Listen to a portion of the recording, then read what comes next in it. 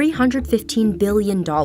That's one staggering cost estimate for Donald Trump's signature campaign promise. The largest domestic deportation operation in American history. More conservative estimates are still enormous. One group puts it at $162 billion. That's more than the government spent on most federal agencies in fiscal year 2024. We'll explain why an operation of this scale could require hundreds of billions of dollars over the course of a decade. Is it your plan to deport everyone who is here illegally over the next 4 years? Well, I think you have to do it, and it's a very tough thing to do. That means roughly 13 million immigrants who entered the country illegally are at risk of deportation, about 4% of the U.S. population. To put that into perspective, the entire U.S. prison and jail population in 2022 was around 1.9 million people.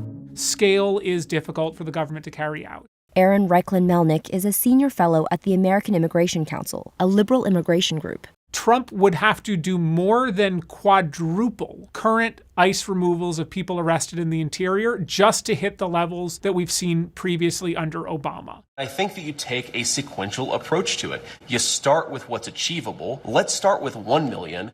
The details of the plan are still being worked out, but let's say Trump does decide to deport 1 million people a year. That could still cost about $88 billion annually and take 11 years, according to one estimate.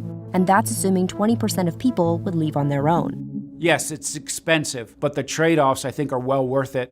Ron Vitello led the Immigration and Customs Enforcement Agency known as ICE for a year in Trump's first term. Right now, the government is underfunded for its ability to detain people. To be able to accomplish this and the border mission simultaneously will require a reallocation, if not an infusion for resources. Other immigration experts say the actual cost of Trump's mass deportation plan will be much lower than the American Immigration Council's estimate of $315 billion. A more robust enforcement like the administration is contemplating may create significant economies of scale. Stephen Camarata is the director of research at the Center for Immigration Studies, a group favoring immigration restrictions that helped staff Trump's first term. Once you start doing it and you get an infrastructure in place, then it might be a lot cheaper. Deportation starts with arrest. There'll be targeted arrest. We'll know who we're going to arrest, where we're most likely to find them based on numerous investigative processes. We're starting with the criminals, and we got to do it. And then we're starting with others. Trump says dreamers, or people who entered the U.S. illegally as children, might be an exception. To make arrests, ICE officers would either identify someone who's already in a jail or prison, or go to a person's home. Police, come to the door. The majority of undocumented immigrants are not in law enforcement custody. Most of them have never committed any offenses. Arresting people out in the community, known as at-large arrests, isn't a common tactic for ICE. Vitello says it's more logistically complicated and more expensive, but it's at the center of the Trump administration's plan.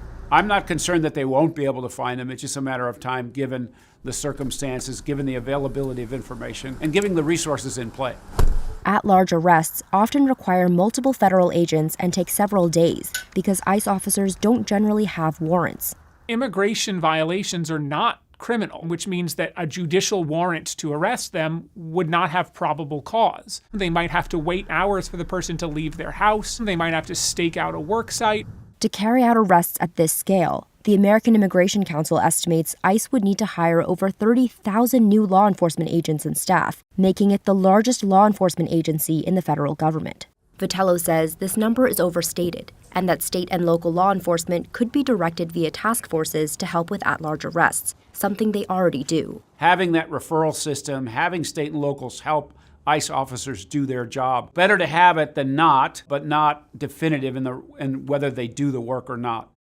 Then there's detention, the most expensive part of the whole process. It costs around $200 a day to hold someone in ICE custody.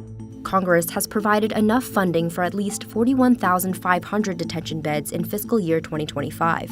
But that's not nearly enough to detain 1 million people a year. According to the American Immigration Council, ICE would need to construct 216 soft-sided facilities every year for 11 years. Soft-sided facilities are temporary tent-like structures that have typically been used near the border. Anyone not physically detained would be placed on electronic surveillance, which costs approximately $4 per person per day. private contractors involved in every stage of the detention process could drive up prices even more. Contractors drive people in between ICE detention centers or drive the vans after somebody's arrested. Detaining children would also make this process more expensive. I don't want to be breaking up families, so the only way you don't break up the family is you keep them together and you have to send them all back. Family detention is the most expensive kind of detention because the U.S. government is required to give people minimum standards, and those children need to have child welfare professionals on site. They need to have pediatricians on site. There needs to be a provision for them to get schooling if they are going to be held for months or potentially years at a time. Vitello says one way the government could reduce costs is by repurposing existing detention centers like Guantanamo Bay. A third country like a Panama, potentially Mexico, could agree to hold third country nationals so that their due process could be adjudicated, thereby lowering the costs and kind of sending a message down the pipeline that people are not going to be released into the United States to await those adjudications. That alone will reduce the number of individuals trying to cross the border illegally. Camerata says there are over 1 million immigrants who could be detained at a much lower cost. There are people with a final order of removal that we just never made leave. Those individuals shouldn't have to be held long. We can get them out very quickly. After detention comes legal processing, which immigration law experts say is the biggest bottleneck in the mass deportation process. An additional 10.6 million cases would require nearly 2,000 more immigration judges and over 1,100 more courtrooms. There is not only a cost in the immigration court side, but there's also a cost in the ICE side in getting these new prosecutors online. You need support staff for the judges, judicial law clerks, secretaries. Staffing on both sides leads each case to cost over $2,500. To set up new courtrooms quickly, the government would likely construct tent courts, like those built in 2019 to implement the migrant protection protocols. This was when immigrants living in the U.S. illegally were returned to Mexico to wait for the duration of their court proceedings.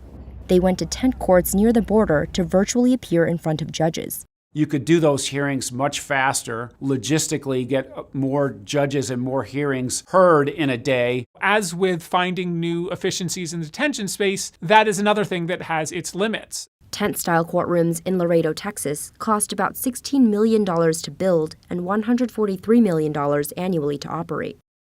Once a person receives a final removal order, they have to either report for deportation at a later date or wait in detention until then. At that point, the U.S. government has to actually arrange the removal. That would involve putting them on a bus and sending them to Mexico, but if they're from any other country other than Canada, that means putting them on a plane and flying them to their ultimate destination. An operation of this scale could require over 6,000 removal flights per year. For comparison, ICE had around 1,200 removal flights in fiscal year 2023.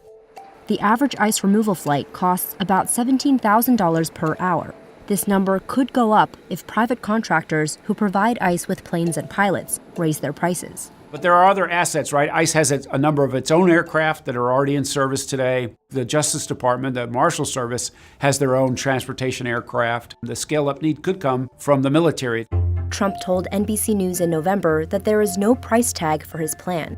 Camerata says the cost will likely be spread out over several years because it would be impractical to deport even 1 million people a year, let alone all 13 million in a single one-time operation. In this case, it's probably hyperbole. What I think he's trying to do is tell everyone, when I take over, the immigration law is going to be back in business. And I think it's going to have a big effect, and then it's going to be up to the public to judge whether he kept his word. But getting enough funding from Congress will be crucial for an operation of this magnitude.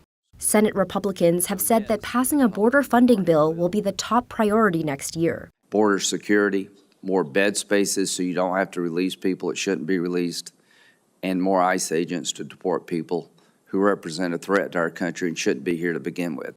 Republicans control both chambers of Congress next term, but it's a narrow majority, making spending on this scale no guarantee. To my Democratic friends, I think if you resist rational deportation policy, you do so at your own peril.